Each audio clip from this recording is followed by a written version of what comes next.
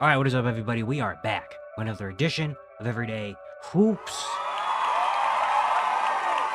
Hope you guys are having a good one. Today, we have episode 29 of season 3 of the Look In series, a series I do at the end of each team season, where I go back, recap the team season, see what the future holds, talk about what this team is doing, and look into the future of this team.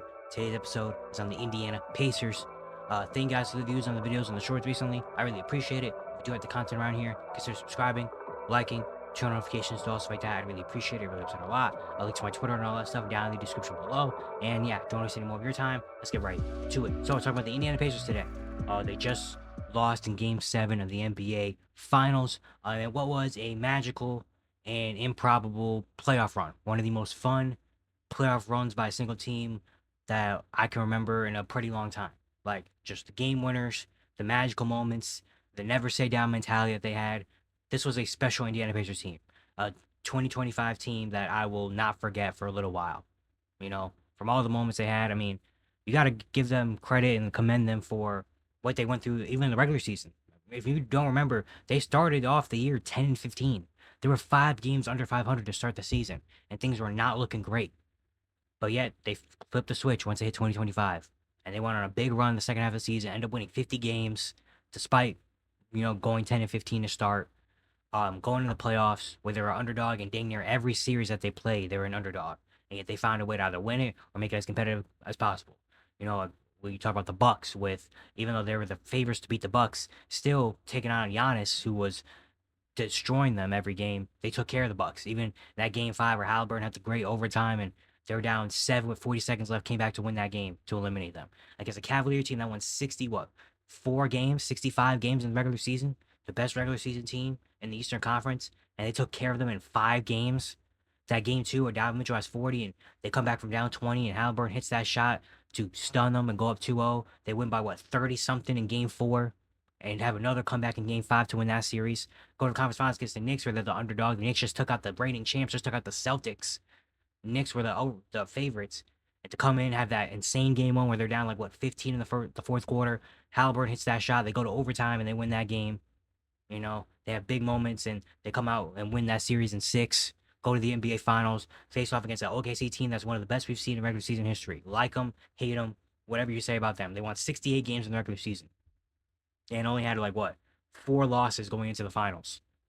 This team, this was a series that everyone expected to be done in about 5-ish games. People thought this series was going to be closer to a sweep than it was to being a competitive 7-game series.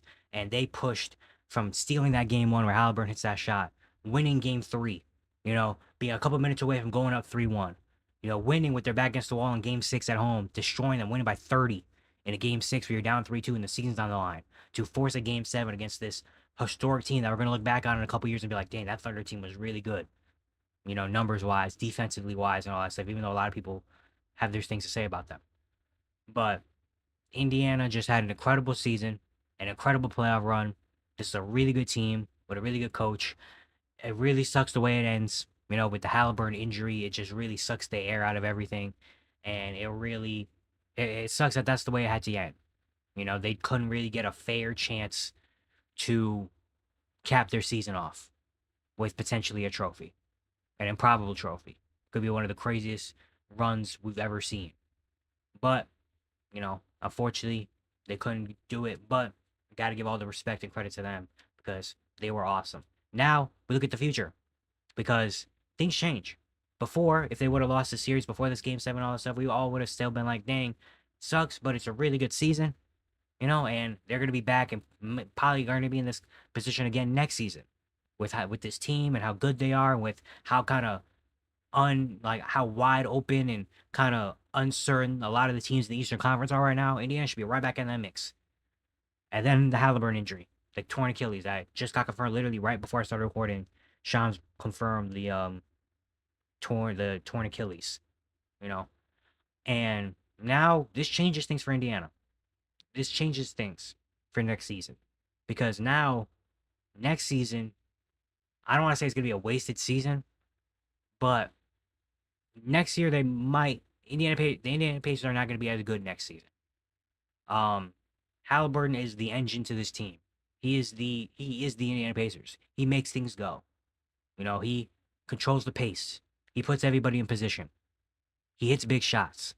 He is the key to the engine that is the Indiana Pacers. And without him for potentially all of next season, it's going to be very tough for Indiana to do things that they did this year. Not saying they're going to fall off the face of the earth and be a 27 win team and be a lottery team. Like, I'm not saying they're going to be horrible next year. I'm not saying they're going to be bad at all. But just the playoff success. Like they're probably still going to be a playoff team, maybe a playing team.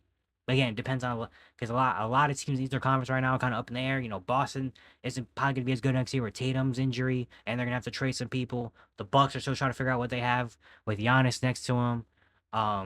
The Heat are kind of in this weird. The Hawks are kind of in this weird realm. The Bulls are trying to be competitive, but not. The Cavs are they going to do something this offseason? You got to think about the Sixers, even though they had a down year last year, they had to assume that they're going to be better, and hopefully try to get back to that next year. The Knicks are still going to be around. The Magic are making moves to get better.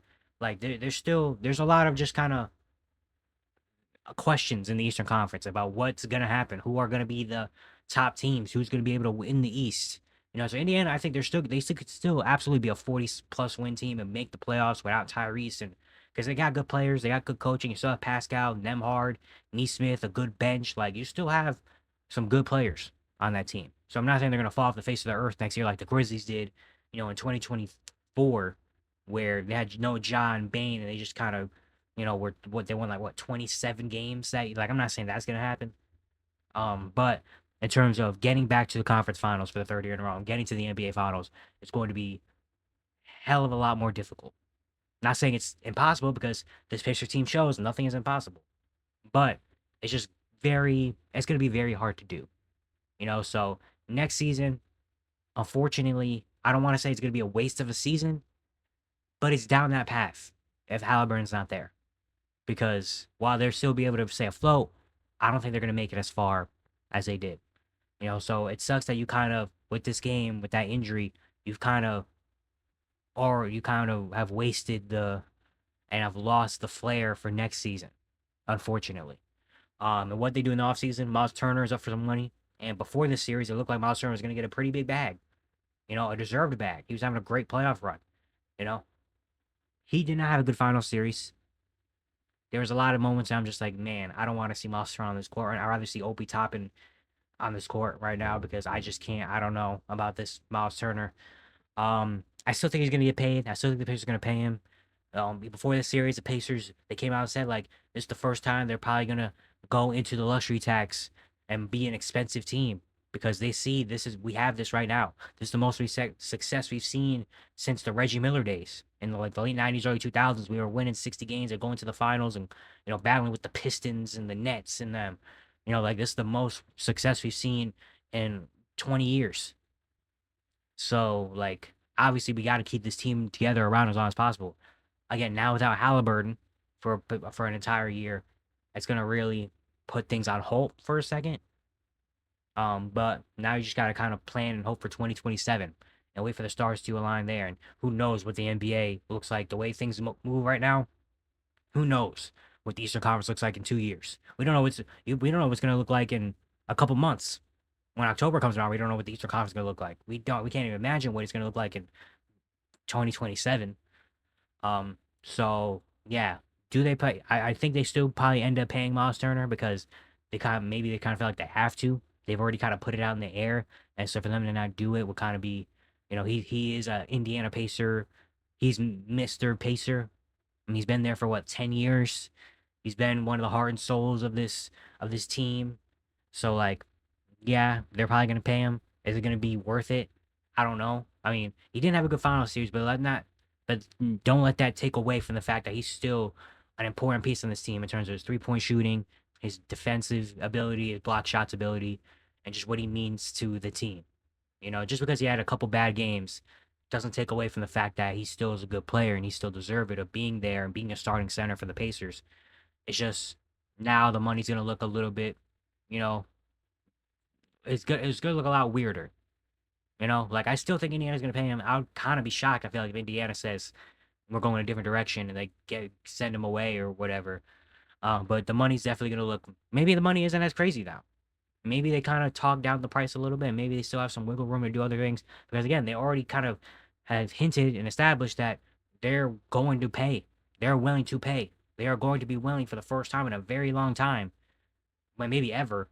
They're going to be willing to, dive into the bag of money and be an expensive team and be one of the higher paying teams in the league to keep the team together because obviously why not? You're just a win away from being NBA champions. So obviously you're gonna do everything you can to keep this going.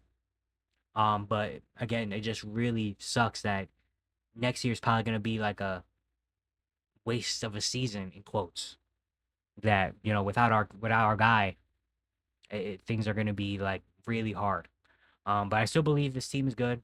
I still think even when Halliburton comes back again, we still are gonna have the. We don't know what's gonna happen in 2027 or what the NBA is gonna look like in 2027. But I still believe that when Halliburton comes back, this is going to be a good team because I still can believe that he's gonna be there. I still believe that a lot of the pieces are gonna be there. Because and honestly, if Halliburton was healthy and they just end up losing this game, I would have thought going into the offseason maybe they make another big splash. But now I'm thinking, do you make another big splash? I'm not saying go get like Giannis, but maybe another like wing guy would be nice. Another wing, a three that maybe could do a little bit more than Aaron Neesmith. Even though Aaron Neesmith had a heck of a shooting, playoff run, and he's a good defender and he's a big part of his team. Maybe an upgrade at a three position, a guy that can maybe do a little bit more with the ball in his hands while being able to shoot and defend. Which is not. You don't find guys like that often. I'm saying that like you can just sign that guy. That doesn't happen often. But maybe putting all the chips in the middle of the table and going for another big name, maybe not big name, but another good, really good caliber player to add to this team to maybe ramp it up a little bit. But now with Halliburton out and probably missing a season, who knows? Maybe they still can go make that move, for next year. And then when Halliburton comes back, you just get it going and you just put it together and we go instead of having to figure all that out. But I just don't see it happening now with this injury and all that stuff. But again, shout out to the Indiana Pacers. Credit to the Indiana Pacers. Had a heck of a playoff run. Again, one of the most fun, improbable, magical playoff runs we've seen by a single team in a little while. Praying for Tyrese Halliburton. Hopefully he comes back stronger and better than ever the next time we see him. And yeah, man, Indiana Pacers. Never forget. Never forget. Even though everyone always remembers the champions, we're always gonna remember this Thunder team and the 2025 Thunder. But I hope that throughout history and time, we do not forget about what these 2025 Indiana Pacers did and how much they entertained us and how good they were, during these playoffs, man. It was so fun to watch. But yeah, it's gonna be it today. Hope you guys enjoyed. Once again, if you do like the content around here, consider subscribing, liking, turn on notifications, doing all stuff like that. I'd really appreciate it a whole lot. And yeah, I'll see you guys tomorrow.